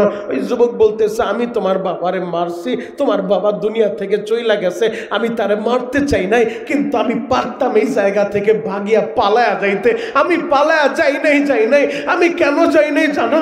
আমি যদি তোমাদের চোখ ফাঁকি দিয়া চইলা যাই, আমার আল্লাহর চোখ তো আমি ফাঁকি দিতে পারবো না। আমার আল্লাহ তো সবই দেখে, আমার আল্লাহ তো সবই শুনে। আমি যদি দুনিয়ার ভিতরে বিচারের ভয়ে পালায়া যাইতাম, মরার পরে তো আল্লাহর আদালতে আমাকে দাঁড়াইতে হতো। এজন্য আমি পালায়া যাই না, আমি এই জায়গায় দাঁড়ায় রয়েছি। আমার বিচার হওয়া দরকার, পরকালে আমার বিচার যেন আল্লাহর আদালতে না হয়। দুনিয়া আমি বিচার চাই। আমি আসামি, আমি খুনি, তোমরা আমারে নিয়ে আসলো ওমরের দরবারে, ওমর যেন দুনিয়া আমার বিচার কইরা দেয়। আল্লাহু আকবার। এবার বাবার দুই সন্তান পিতৃ হত্যার বিচার করার জন্য ওই আসামিরে দইরা নিয়ে গেছে হযরত ওমরের দরবারে। ওমরের দরবারে যায় পিতৃ হত্যার বিচার চাই, আসামিও হাজির, সাক্ষী প্রমাণের তার দরকার নাই, সে নিজেই বলতেছে আমি হত্যা করছি। এবার হযরত ওমর বলল ঠিক আছে, ইসলামের বিধান তো হলো হাতের বদলে হাত, নাকের বদলে নাক, কানের বদলে কান, কিসাস নিতে হবে। তুমি যেহেতু তাদের বাবাকে হত্যা করছো আর তুমি নিজেই বলতেছো তুমি হত্যা করছো সজ্ঞানের স্বেচ্ছায়, অতএব এই হত্যার বদলা তোমাকেও হত্যা করব। অতএব আগামী শুক্রবার জুমার নামাজের পরে মসজিদে নববীর সামনে তোমাকে আমরা ফাঁসির কাস্টে ঝুলাইয়া দেব। ফাঁসির রায় হয়ে গেছে, যুবকের ফাঁসির রায় হয়ে গেছে।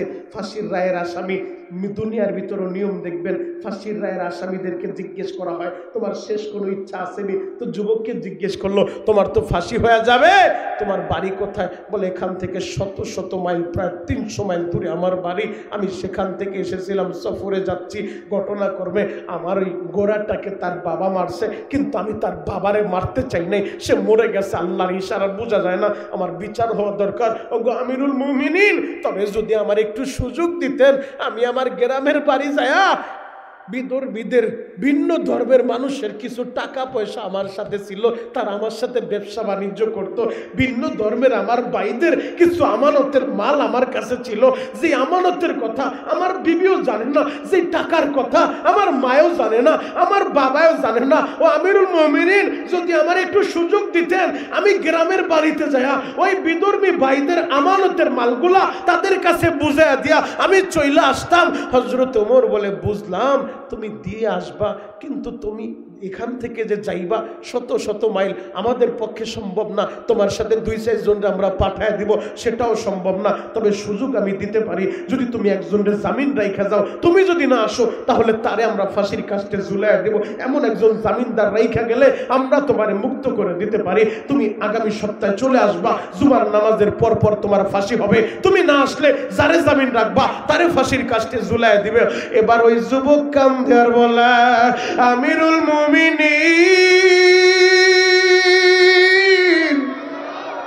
এই মদিনায় আমি কাউরে চিনি না, আমি কারে জামিন পাবো? আমি তো এই জায়গা থেকে পালায়া যাইতে পারতাম, আমি কেন পালায়া যাইনি জানেননি? আমি চাই দুনিয়া আমার বিচার হোক, মরার পরে আল্লাহর আদালতে আমি খুনি হয়ে দাঁড়াইতে পারবো না। ওগো আমিরুল মুমিনিন, আমি এখন অনুমতি চাইতেছি, আমি ওই গ্রামের বাড়ি যাইয়া বিধর্মী ভাইদের আমানতের মাল তাদের কাছে দিয়ে আসবো। যদি না দিয়ে আসি, তাদের দিলের ভিতরে ইসলাম সম্পর্কে, মুসলমান সম্পর্কে খারাপ ধারণা আসবে, তারা মনে করবে আমি তাদের টাকা পয়সা নিয়ে ভাইগা চলে গেছি। আমি যেই জায়গায় আমি যে ফাঁসির আসামি হয়েছি তারা তো জানে না, আমার বাড়িতেও কেউ জানে না। আমিরুল মুমিনিন, এখন যদি আমি না যাই, ওই বিধর্মী ভাইদের আমানত যদি তাদের কাছে পৌঁছায় না দেয়, ইসলাম সম্পর্কে তারা খারাপ ধারণা করব, আমার একটু সুযোগ দেন। হযরত ওমর বলে তুমি দেখো কাউরে জামিন পাওনি। এবার ওই যুবক সবার কাছে দাঁড়ায়, কেউ তো জামিন হইতে রাজি না। এবার যুবক কান্দার বলে এই মদিনায় কি আমার কোনো ভাই নাই গো, আমার একটু জামিনদার হইবা, আমি বিধর্মীদের আমানত ফিরে দিয়া আমি সময় মতো চলে আসব। কেউ যখন দাঁড়ায় না, নবীর একজন আদরের সাহাবী আবু যর গিফারি লাব্বাইক বলে দাঁড়ায় গেছে। আবু যর গিফারি বলে যুবক রে যাও, আমি তোমার জামিনদার হইলাম। এবার সবাই বলে ও আবু যর, এই যুবকের তুমি চিনোনি? বলে আমি তারে না চিনতে পারি। আমার নবী বলছে আল মুসলিম ওয়া আখুল মুসলিম, এক মুসলমান আর এক মুসলমানের ভাই। ও গো আমিরুল মুমিনিন, ময়দানে মাহশারে আমার নবী যদি বলে ফেলে আমার একজন উম্মত বিধর্মীদের আমানত ফিরিয়ে দিব, এই মদিনায় কি আমার কোনো উম্মত ছিল না, আমার কোনো সাহাবী ছিল না, এই যুবকের ভাই হইবা, আমরা কি জবাব দিব? এই জন্য আমি দাঁড়ায় গেলাম। ওমর বলে আবু যর, যদি এই যুবক না আসে তোমার এই তো ফাঁসির কাস্টে ঝুলায় দিব। আবু যর গিফারি বলে ঠিক আছে, আমি আমার ভাইয়ের জামিনদার হয়ে গেলাম। যাও ভাই, তুমি তাড়াতাড়ি চইলা যাও, তোমার গ্রামের বাড়িতে যাইয়া বিধর্মীদের আমানত তাদের কাছে পৌঁছে দিয়া সময় মতো চইলা আসবা। জুবর একবার রওনা দিছে প্রায় 300 কিলোমিটার রাস্তা। বাড়িতে যায় ভিতর মিদের আমানত গুলা তাদের সবার কাছে বুঝাইয়া দিয়া এবার বিবি রে বলে, বিবি রে আমার বিদায় দিয়া দে রে বিবি, কিছুদিন আগে বিদায় নিয়েছিলাম ব্যবসা করতে যাব, বিবি রে আমি ফাঁসির আসামি রে বিবি, আমি এখন গেলে আমারে ফাঁসির রশিদে ঝুলাইয়া দিব, বিবি রে আমারে বিদায় দিয়া দে, এই দুনিয়াতে আর দেখা হবে না, দেখা হবে হাসরের ময়দানে, বিবি রে আমারে বিদায় দিয়া দে। বিবি কান্দে, স্বামী গো আপনি কি কথা বললেন? ও বিবি দেরি করিস না, আমারে বিদায় দিয়া দে। সবার কাছে বিদায় নাই, মার কাছে যায় বলে, মা গো জীবনে কতবার বিদায় দিছ, কখনো ব্যবসায় গেছি, কখনো বিভিন্ন কাজে বের হইছি, আবার তোমার ছেলে তোমার বুকে ফিরাইছে, ও মা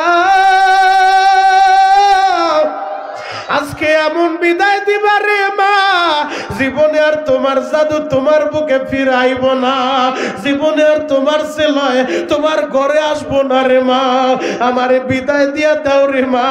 আমি যদি সময় মতো না যাইতে পারি, আমার ভাই আবু যর গিফারি তারই তো ফাঁসির কাস্টে ঝুলাইয়া দিব, কারণ ওমরের বিচার খুব কড়া, ওমর বিচারের ব্যাপারে কারোর সাথে খাতির করে না। ও মা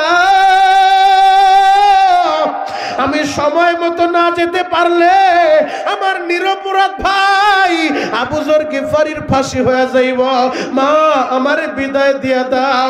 সন্তানগুলার কাছ থেকেও বিদায় নাই, সন্তানগুলোও কান্নাকাটি করে, আহারে বাবারে বিদায় দিবে। এই দিক দিয়ে এক সপ্তাহ পার হইয়া শুক্রবার চলে আসছে, জুমার দিন চলে আসছে, ওই বিদয়ন পল্লীর যুবকের তো খবর নাই, যুবক তো এখনো মদিনায় আসে না, পুরা মদিনার ভিতরে শোকের ছায়া নাইমা গেছে। আবু যর গিফারি এমন এক যুবকের জামিন হইছে, ওই যুবক যদি জুমার নামাজের আগে না আসে, জুমার নামাজের পর আবু যর গিফারি যে কোনো অপরাধ করে নাই, নিরপরাধ সাহাবী, আবু যর গিফারির ফাঁসি হয়ে যাইব। জুমার আজান হয়ে গেছে, সবাই মসজিদে ঢুকে, আর সবার মনটা বেজার, আবু যর গিফারি তো কোনো অপরাধ করে নাই, নিরপরাধ বিনা দোষে আজকে আবু যর গিফারি ফাঁসির কাস্টে ঝুলবো। জুমেদইন পল্লীর যুবক তো ফিরে আসে নাই। জুমার নামাজ যখন শেষ হয়ে গেছে বাবা, এখনো যুবকের খবর নাই। পুরা সাহাবীদের, নবী সাহাবীদের চোখ দিয়া পানি ঝরে। হযরত ওমরের কাছে যায় বলে, ওমর বিচারটাকে একটু শিথিল করা যায় না? ওমর চোখ রাগানি দিয়া বলে, তোমরা কারে বিচার শিথিল করতে বলো? ওমর তো বিচার শিথিল করার লোক না, ওমরের বিচার যে ওমর ইনসাফের ব্যাপারে হক এবং বাতিলের পার্থক্যকারী, ওমর কারোর সাথে স্বজন প্রীতি করতে জানে না। যুবক ওই ওমরের কাট করায় তো রায় হয়ে গেছে, যেহেতু আসামি আসে নাই, জামিনদার যে হইছে তারই ফাঁসির কাস্টে ঝুলাইয়া দিব। মঞ্চের ভিতরে নবীর সাহাবী আবু যর গিফারিরে উঠায়া দিছে রে ভাই, ও বেলা রায়ের বাইরে রে, নিরপরাধ, কোন দোষ তো আবু যর গিফারি করে নাই, নিরপরাধ নবীর সাহাবী, নবীর আদর্শ যিনি আদর্শবান, ওই আবু যর গিফারিরে ফাঁসির মঞ্চে উঠায়া দিছে। কিছুক্ষণ পর গলার ভিতরে রশিটা লাগায় দিব। বেলা রায়ের বাইরে রে সবাই শুধু কান্দে আর বুঝাইতে চায় আমিরুল মুমিনিন, বিচারটাকে একটু হালকা করা যায় না? আবু যরের তো কোনো দোষ নাই, আবু যর তো কোনো অপরাধ করে নাই। ওমর তার বিচারের ব্যাপারে অটল। ফাঁসির মঞ্চে যখন আবু যর গিফারিরে উঠায়া দিছে, সবাই কান্দে, এমন বিচার হতে চলছে, নিরপরাধ সাহাবী আবু যরের গলায় ফাঁসির রশিটা লাইগা যাইব। জল্লাদ নিজেও কান্দে, আহারে জীবনে কত আসামি রে ফাঁসির রশিতে ঝুলাইলাম, জল্লাদ তো কাঁদে না, আজকে এমন একজনের গলায় ফাঁসির রশিটা লাগায় দিব যে কোনো অপরাধ করে নাই, নিরপরাধ একজন মানুষের গলায় আজকে ফাঁসির রশি লাগাইব। জল্লাদ নিজেও কান্দে। ফাঁসির রশিটা যখন গলার ভিতরে ঢুকাইব বাবা, হঠাৎ করে একটা যুবক চিৎকার মাইরা বলা, আমিরুল মুমিনিন একটু পরে ফাঁসির রশি লাগান গো। ওই যে তাকা দেখেন মরুভূমির মাঝখান দিয়া দুলা উড়াইয়া কে যেন মদিনায় আসতাছে, মদিনায় আসতাছে। ও আমিরুল মুমিনিন একটু অপেক্ষা করেন। ওই যে তাকা দেখেন মরুভূমির মাঝখান দিয়া গোড়া দাবড়াইয়া দুলা উড়াইয়া কে যেন মদিনায় ঢুকতাছে। এবার তাকা দেখে ওই যুবক পাগলের মতো গোড়া দাবড়াইয়া 350 কিলোমিটার রাস্তা পাড়ি দিয়া ফাঁসির রশি গলায় লাগানোর লাইগা যুবক তো সুইটা আছে। সবাই অবাক হয়ে গেছে। আহারে সেই যুবক 350 কিলোমিটার রাস্তা গোড়া দাবড়াইয়া নিজের গলায় ফাঁসি লাগানোর জন্য এত দূর সুইটা আসতে পারে, এটা তো সাধারণ কোনো মানুষ না। এবার যুবক গোড়ার উপর থেকে নাইমা ওমরের সামনে যাইয়া হাত জোর কইরা বলে, আমিরুল মুমিনিন আমার ভাই আবু যর গিফারির নামে দেন, আমারে তাড়াতাড়ি উঠাইয়া আমার গলায় ফাঁসির রশি লাগিয়ে দেন। আমিরুল মুমিনিন বেয়াদবি নিয়েন না, আমার আসতে একটু বিলম্ব হয়ে গেছে। আমি যখন আমার মার কাছে বিদায় চাইছি আমার মা তো কান্দে, আমারে বিদায় দিতে চায় না। আমার সন্তানগুলোও কান্দে, বিদায় দিতে চায় না। আমি তাদেরকে বুঝাইয়া আস্তে আস্তে দেরি হয়ে গেছে। আমিরুল মুমিনিন বেয়াদবি নিয়েন না, আমার ভাই আবু যররে তাড়াতাড়ি নামাইয়া আমারে দ্রুত উঠায় দেন। এবার যুবকরে যখন উঠানোর আদেশ দিয়া দিছে পিতৃ হত্যার বিচারের জন্য যারা মামলা দায়ের করছে, ওই দুইটা সন্তান দৌড়াইয়া হযরত ওমরের কাছে এসে বলে, আমিরুল মুমিনিন জীবনে কত মানুষ দেখছি, এই যুবকের মতো মানুষ তো দেখি নাই। যেই মানুষটা ওর নিজেও জানে ওর এই জায়গার ভিতরে ফাঁসির রশি ওর গলায় লাগবে, 350 কিলোমিটার রাস্তা গোড়া দাবড়াইয়া নিজের ফাঁসির রশি গলায় লাগানোর লাইগা এত কষ্ট কইরা আসতে পারে, এটা কোনো মানুষ না, মানুষ না। আমিরুল মুমিনিন ওই যুবক চাইলে একাই পলায় যাইতে পারতো। আমার বাবার মাইরা ও পলায় নাই। আমার বাবার দুইটা সন্তান, আমরা বললাম আমাদের বাবার বিচার আমরা পায়া গেছি, আমরা দুই ভাই ওরে মাফ কইরা দিলাম। আল্লাহু আকবার। শুধু ওরে মাফি করলাম না, ওরে আমাদের ভাই বানায় নিলাম। আমাদের বাবার রেখে যাওয়া যত সম্পদ আছে আমরা দুইটা ভাই, এখন থেকে আমরা 3 ভাই 3 ভাগ কইরা ওরে আমরা সম্পদের ভাগও দিয়া দিব। ইসলাম কাকে বলে, নবীর আদর্শ কাকে বলে, কেন তুমি নবীরে ভালোবাসবা না? আরে নবীর ভালোবাসাটা দিয়া অন্তরটা পরিপূর্ণ করো। ইসলামই দিতে পারে একমাত্র শান্তি। কথা বলেন ঠিক কি না? আল্লাহু আকবার বলেন তো, আরো জোরে বলতে হবে আল্লাহু আকবার। তাহলে আল্লাহরে ভালোবাসতে চাইলে আগে নবীরে ভালোবাসো। যুবক, তোমাদের মতো যুবকগুলো আমার নবীর জন্য কত পাগল। ও দাড়ি পাকা বাপ, আপনাদের মতো মুরব্বীরা নবীর জন্য কত পাগল। ও আমার পর্দার মায়েরা শোনো গো মা, ও বেলারের মায়েরা, তোমাদের মতো মহিলারা আমার নবীর জন্য কত পাগল। চলন্ত একটা প্রমাণ দিয়া আমি আলোচনার ইতি টানবো। চোখের পানি শুধু আমি দেখতে চাই, এই যে ছোট্ট ছোট্ট বাচ্চাগুলা বসে আছে ওদেরকে দেখে আমার মনে পড়ে গেছে ওদের মতো বাচ্চারা আমার নবীর জন্য কত পাগল। জানো এই যে বাচ্চাগুলা বসে আছে 6, 7, 8 বছরের বাচ্চাগুলা, ওদের মতো একটা বাচ্চা ছিল তালহা, নবীর কত ভালোবাসে জানো। তালহা বলে, বাবা প্রতিদিন তুমি নবীর দরবারে যাও একা একা, আমারে কি নিয়ে যাইতে পারো না? আগামীকাল থেকে আমিও নবীর দরবারে যাব, আমিও নবীর বয়ান শুনবো। আল্লাহু আকবার। আজকে বেলারায় মাহফিলে আপনি আসছেন, আপনার সাথে আদরের ছেলেটা আসছে, বাবা মনিরুল ইসলাম শরীয়তপুরি আসবে, মোবাইলে দেখছি বাস্তবে দেখি নাই। বাবা আমার একটু নিয়ে যাও না। আপনি আদরের ছেলেটারে শীতের ভিতরে নিয়ে আইছেন। বাপ নবীর সাহাবী হযরতে বারা রাদিয়াল্লাহু তাআলা তারও ছোট্ট ছেলে তালহা বলে, বাবা আমিও নবীর দরবারে যাব। বাবার সাথে সকালবেলা নবীর দরবারে রওনা দিছে। আমার নবী ফজরের নামাজের পরে সাহাবীদের উদ্দেশ্যে কিছু নসিহত করতেন। নবী যখন সাহাবীদের উদ্দেশ্যে নসিহত শেষ করলেন, সবাই যে যার মতো বাড়ি যায়। আজকেও যখন কিছুক্ষণ পর আমি দোয়া কইরা দিব, আপনারাও তো যে যার মতো বাড়ি চইলা যাবেন। যাবেন। ওই ছোট্ট ছেলে তালহা মসজিদে নববীর কর্নারে যায় বাবার হাতটা ধরে বলে, বাবা গো তুমি একটু এই জায়গায় দাঁড়াও, আমি আমার নবীর সাথে পার্সোনাল কথা বলবো। আল্লাহু আকবার, আরো জোরে বলেন আল্লাহু আকবার। ছোট্ট ছেলে নবীর সাথে পার্সোনাল কথা বলবো। যদি আপনার ছেলেটাই আজকে বলে, বাবা তুমি একটু দাঁড়াও তো, মনিরুল ইসলাম শরীয়তপুরীর লগে পার্সোনাল একটু কথা বলে আসি, আপনিও তো চোখগুলো বড় বড় করবেন, কি রে ঢাকারতে হুজুর এসে, হুজুরের সামনে আমারই যাইতে ভয় ভয় লাগে, আর তুই কি পার্সোনাল কথা বলবি? আর আমার নবী ইমামুল মুরসালিন খাতামুন নবিয়িন, দু জাহানের বাদশা, ওই নবীর সামনে দাঁড়ায়া ওমরের মতো বীর বাহাদুর কথা বলতে গেলে বড় ভয় করে, থরথর করে কাঁপে, না জানি আবার কোনো বেয়াদবি হয়ে যায় কিনা। ছোট্ট ছেলে ওই নবীর সাথে পার্সোনাল কথা বলতে চায়। আল্লাহু আকবার। বাবারে দাঁড় করে এবার আল্লাহু আকবার বলে আল্লাহরে খুশি করবেন। আশিকে রাসূল কয়জন আছে এখন প্রমাণ হয়ে যাবে। বাবারে দাঁড় করে ছোট্ট ছেলে দৌড় দিয়ে আসছে আমার নবীর কাছে আইসা, আমার নবী তো রহমতের নবী, নবীর কাছে আইসা বলে, নবীজি আমার নাম না তালহা, ওই যে মসজিদের কর্নার আমার বাবা দাঁড়ায় আছে, তার নাম হযরতে বারা রাদিয়াল্লাহু তাআলা। নবীজি আমি না আপনার একটা কথা বলবো। আমার নবী মুস্কি হাসি দিয়ে বলেন, বাবা কি বলবো, বলো বলো। ছোট্ট ছেলে বলে, নবীজি আমি তালহা না, আপনি নবীরে ভালোবাসি।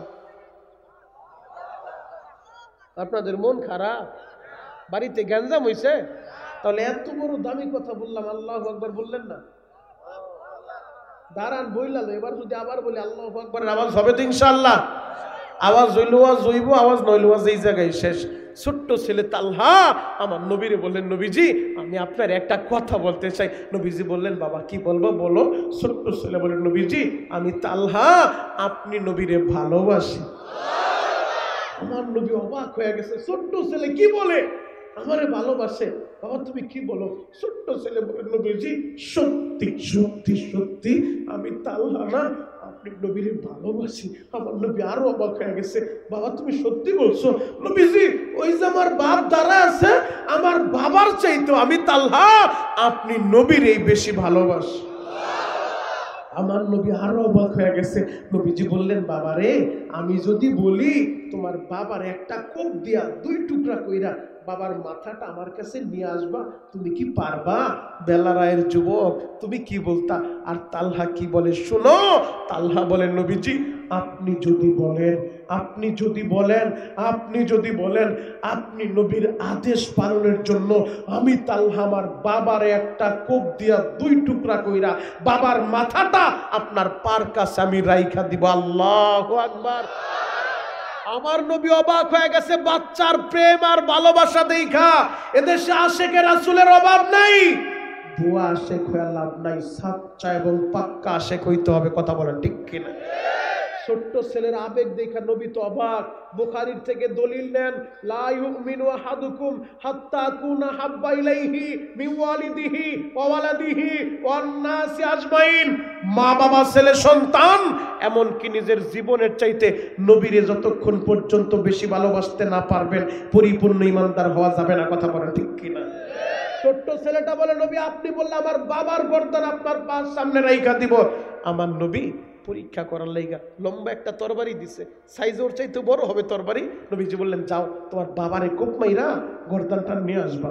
এখন কাঁদতে বলছি, কাঁদবে না। আশেকে রাসূল কয়জন আছে আজকে প্রমাণ হয়ে যাবে। যুবক গুনাহ করতে সময় লাগছে, আমার আল্লাহর মাফ করতে কিন্তু সময় লাগবে না রে ভাই। যুবক চোখের পানি আমার আল্লাহ বড় পছন্দ করে। ফালিয়াদহাকু কলিলা ওয়ালিয়াবকু কাসীরা। ছোট্ট ছেলে তালহা লম্বা তরবারিটা নিয়ে পাগলের মতো দৌড় দিছে, বাবারে কোপ মারবো, বাবার গর্দানটা নবীর পার কাছে রাইখা দিব। এই দৃশ্য দেখে আমার নবী আর সইতে পারে নাই। আমার নবী একটা চিৎকার মাইরা বললেন, আমার সাহাবীরা তোমরা কে কোথায় আছো গো? তাড়াতাড়ি তালহারে ধরো, নয়তো একটা অঘটন তো ঘটায় ফেলবে। এবার দুইজন তালহারে দইরা আমার নবীর কাছে নিয়ে আইছে। আমার নবী বললেন, তালহা রে, আমি রহমতের নবী, আমি তোমার বাবার গর্দান চাই না, আমি একটু পরীক্ষা করে দেখলাম। ও তালহা, আমি পরীক্ষার রেজাল্টও জানায় দিলাম, তুমি পরীক্ষায় পাশ করছো রে তালহা। তুমি তালহা আমি নবীরই ভালোবাসো না, আমি নবী তোমারে জানায় দিলাম, আজ থেকে আমি নবীও তোমারে ভালোবাসি। আরো জোরে বলো। আমার নবী যদি বলে আমি তোমারে ভালোবাসি, তার আর কোনো চিন্তা আছে? আরো জোরে বলেন। নবী বলে তোমারে আমি ভালোবাসি, তুমি যেমন আমারে ভালোবাসো আমি তোমারে ভালোবাসি। যুবক, লম্বা আলোচনার সার সংক্ষেপে বইলা যায়, এখনই দোয়া হয়ে যাবে। এই ছোট্ট ছেলে তালহা অসুস্থ হয়ে বিছানায় পইরা গেছে, এখন আর নবীর কাছে আসতে পারে না, এখন আর নবীর বয়ান শুনতে পারে না। আমার নবী তারে ভালোবাসে দেখা, আমার নবী রহমতের নবী, ইমামুল মুরসালিন, খতামুন নবীন, আমার নবী ওই ছোট্ট তালহার দেখার লাইগা তাদের বাড়িতে চইলা গেছে রে ভাই। বেলা রায়ের বাইরা রে, আমার নবী তালহার বাড়িতে যাইয়া অসুস্থ তালহার বিছানার কাছে বইসা মাথার ভিতরে এইভাবে হাতটা বুলা দেয়, আর তালহার বাবারে ডাক মারছে, ও আবু তালহা, তুমি শুনো, যদি ছেলেটা মইরা যায় আমি নবীরে কিন্তু জানাইবা, আমি নবীর নিজের হাত দিয়া আমার এই ভালোবাসার তালহারে গোসল দিব, আমি নবী নিজে ওর কাপনের কাপড় পরা দিব, আমি নবী নিজে ওর জানাজার ইমামতি কইরা আমার তালহারে আমি কবরে শুয়াইব। এই কথা শুই না তালহার বাবাও কান্দে, নবী গো, তাহলে কি ছেলেটার বাঁচবো না? আমার নবী বললেন, বাঁচবে না মরবে আমি জানি না, তবে বইলা গেলাম যদি মারা যায় আমারে জানাইবা। এই পৃথিবীতে সবচেয়ে করুণ ইতিহাস, বাবার কাঁধে সন্তানের লাশ, ঠিক কিনা? যাদের সন্তান মারা গেছে তারা বুঝবেন, যাদের মরে নাই তারা বুঝবেন না। এই পৃথিবীতে সবচেয়ে ভারী যে বোঝা, সন্তানের লাশের বোঝা। কথা বলো ঠিক কিনা? কোন বাপ সইতে পারে না। যুবক, তুমি তো বুঝবা না তোমার বাপ আছে, তুমি তো বুঝবা না তোমার মা আছে। ওই মা পর্দার বৈশা বৈশা কাঁদতেছে, যে জিজ্ঞেস কইরো যে মা সন্তান অসুস্থ হইলে রাত্রিবেলা ঘুমাইতে পারে নাই, এই বেলারায় সবাই ঘুমাইলো, মাই ঘুমাইতে পারে নাই। সন্তান যদি অসুস্থ হয়ে যায় রে ভাই, কত রাত তোর মা হাসপাতালের বেডে তোরে পাহারা দিছে রে ভাই, কেমনে ওই মায়ের কষ্ট দাও? ও আমার সুন্দরগঞ্জের বাইরা রে, তালহার বাবা বলেন, নবী গো, তাহলে কি ছেলেটার বাঁচবো না? নবী বললেন, আমি একটু গায়েবের খবর জানি না, তবে যদি মারা যায় আমারে জানাইবা। এই কথা বইলা তো আমার নবী চইলা আসছে। এখন কাঁদতে বলছি, বাবা কাঁদবা, আমি তোমাদের পায়ে হাত রেখা বলে গেলাম, আমি মনিরুল ইসলাম শরীয়তপুরি, আমিও কবরে চইলা যাইব, তুমিও কবরে চইলা যাইবা। এমন একটা দিন তোমারও চইলা আসবো, এমন একটা দিন আমারও চইলা আসবো রে ভাই, যেদিন এই দুনিয়ার সবাই আমাদের পর হয়ে যাবে, কেউ আমাদের আর খবর নিবে না। আমার হাতের দিকে তাকায় দেখো, এই যে এরকম একটা সাদা কাপড় দিয়া তোমারে প্যাকেট করব, সভাপতিরও প্যাকেট করব, আমারও প্যাকেট করব রে ভাই।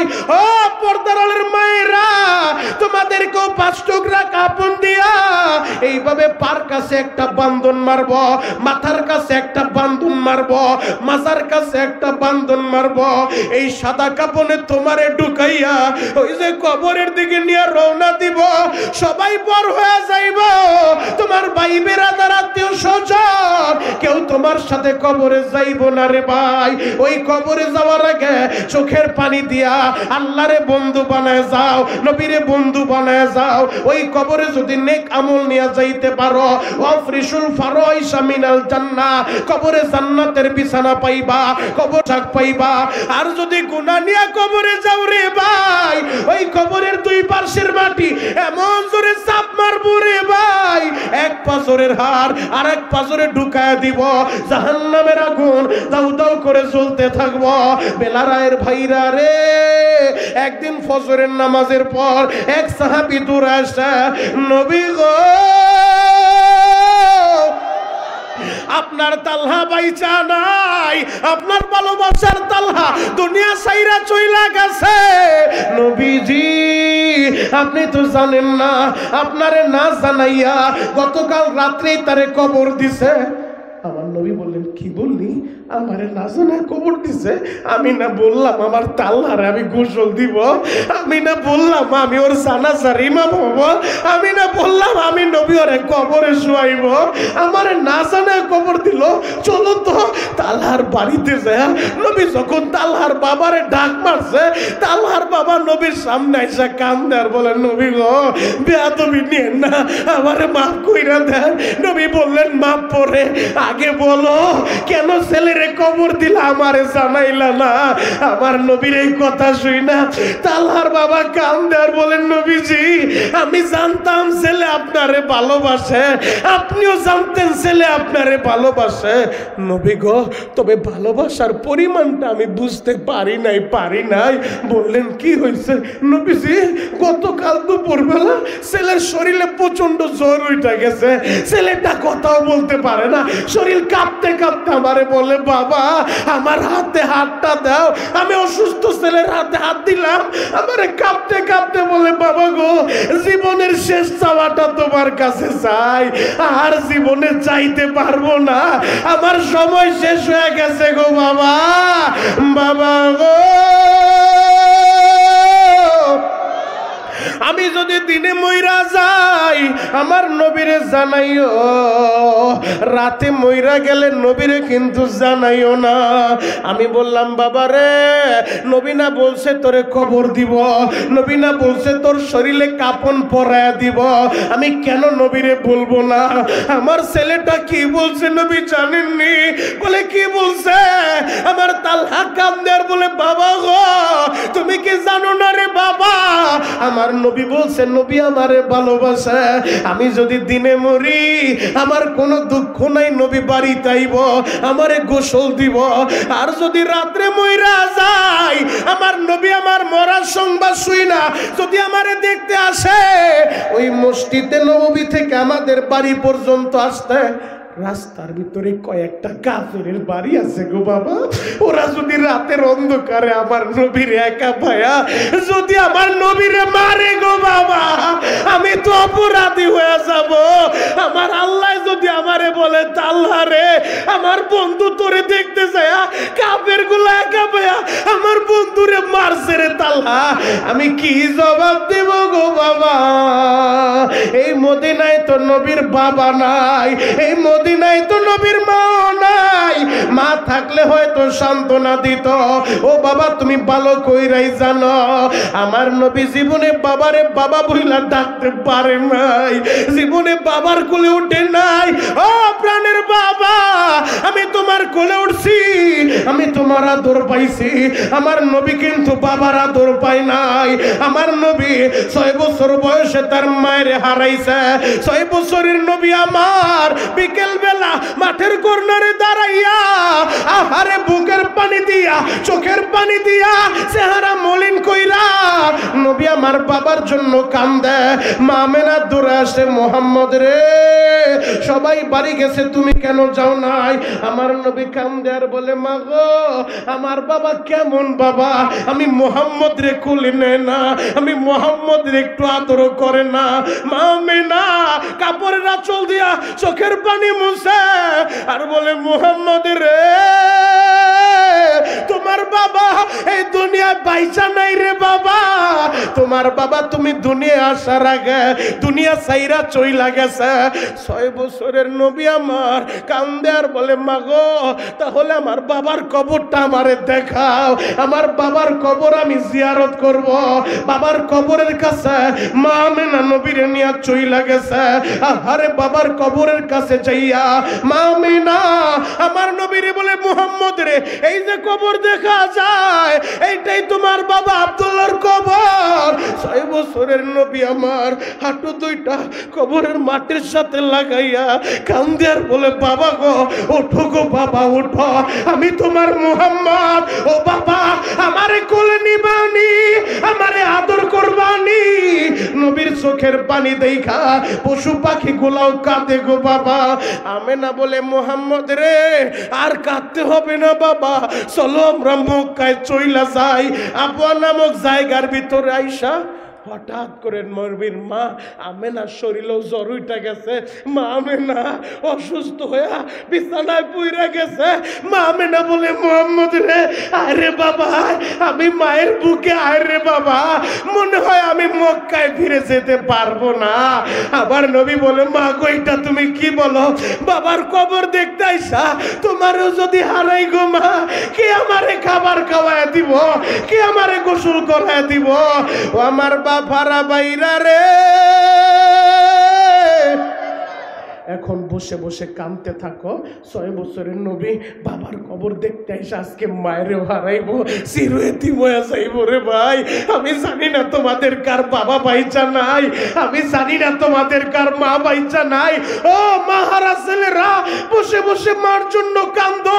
এ পৃথিবীতে মার মনে যদি কষ্ট দাও, আমার আল্লাহ কষ্ট পায়।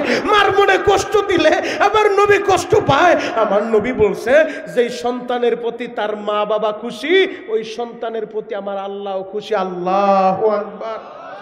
আজকে বর্তমানে এমন একটা সমাজে আমরা বসবাস করি রে ভাই, যেই সমাজে অধিকাংশ পোলাপান আজকে মা বাবার খবর নেয় না, মা বাবারে ঘর থেকে বের কইরা দেয়। ও বেলারায়ের যুবক, আজ থেকে 20 বছর আগে তোমাদের এলাকায় এত টাকার মালিক তোমরা ছিল না। তোমার বাবা দুঃখু মিয়া শীতের সময় ঠান্ডা পানি দিয়া ওই পরের জমিতে ধান ক্ষেতের কামলা দিতে চইলা গেছে, কষ্ট কইরা কইরা তোমারে লেখাপড়া করাইছে। আজকে তুমি টাকার মালিক হইয়া বহুত কপাল পোড়া এমন আছে, বাবারেও চিনে না, মায়েরও চিনে না। কথা বলেন ঠিক কিনা? জ্বলন্ত একটা প্রমাণ আমি তোমাদেরকে দিয়া যাই। গত কয়েকদিন আগে তোমরা দেখছো এক কপাল পোড়া ছেলে রাত 2টার সময় তার বাবারে গাড়িতে কইরা নিয়া হুজুর ওই যে গাজীপুর জয়দেবপুরে জঙ্গলের ভিতরে ধাক্কা দিয়া ফালাইয়া দিয়া চইলা গেছে। 3 দিন পর পুলিশ যখন ওই বাবারে হাসপাতাল ভর্তি করছে, ওসি সাহেব জিজ্ঞেস করে, জয়দেবপুর থানার ওসি, বাবা জঙ্গলে কেমনে আইলেন? ওই বাবা কান্দে আর বলে, স্যার আমার ছেলেটা রাত 2টার সময় এই শীতের ভিতরে আবার গাড়িতে কইরা আইনা ধাক্কা দিয়া জঙ্গলে ফালাইয়া দিয়া ছেলে চইলা গেছে, বাইকে গেছে। যুবক রে, কেমনে তোরা বাবারে ঘর থেকে বের কইরা দাও, কেমনে তোরা মায়েরে কষ্ট দাও? এই পৃথিবীতে যার মা নাই, এই পৃথিবীতে যার বাবা নাই, ওর মতো হতভাগা কেউ নাই। কথা বলেন ঠিক